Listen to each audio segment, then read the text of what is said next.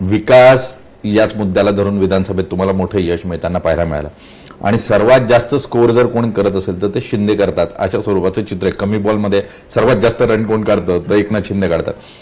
यावेळेला तुम्ही 90 जागा मिळवण्यामध्ये यशस्वी झालेला आहे मुंबईमध्ये आणि 90 जागा सहजासहजी मिळवणं तसं कठीण होतं, पण तुम्ही उत्तम बार्गेनर झालेला आहात आणि दबाव तंत्रातून योग्य मित्रपक्षाकडून जागा काढून घेता अशी तुमच्या नावाची चर्चा आहे. कसं केलं ते? मी पहिली तर आपली चुकीची माहिती आहे. मी कधी आमच्या युतीमध्ये बार्गेनिंग केलं नाही. बर, ही युती जी आहे बाळासाहेबांची, अटलजींची, अडवाणीजींच्या काळातली युती आहे. बर, एका विचारधारेवर आधारित ही युती झालेली आहे. ही खुर्ची आणि सत्तेसाठी युती झालेली नाही आहे आणि म्हणून कधीही आम्ही लोकसभेत, विधानसभेत बार्गेनिंग केलं नाही.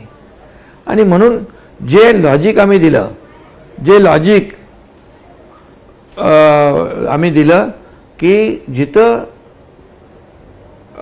शिवसेनेच्या जागा निवडून आल्या होत्या, धनुष्यबाणावर निवडून आल्या होत्या, जिथं शिवसेना सेकंड नंबरला होती, त्या जागांची मागणी आम्ही केली. बर, आणि त्याला प्रत्येकाला लॉजिक होतं. लोकसभेला मिळालेली मतं आम्हाला किती, विधानसभेला मिळालेली मतं आम्हाला किती, मग त्याच निकषावर आम्हाला आम्ही जागेची मागणी केली आणि मित्रपक्षाने त्या जागा दिल्या आम्हाला. त्याच्यामध्ये बार्गेनिंग नाही, दबावतंत्र नाही, कुठेही आम्ही केलं नाही.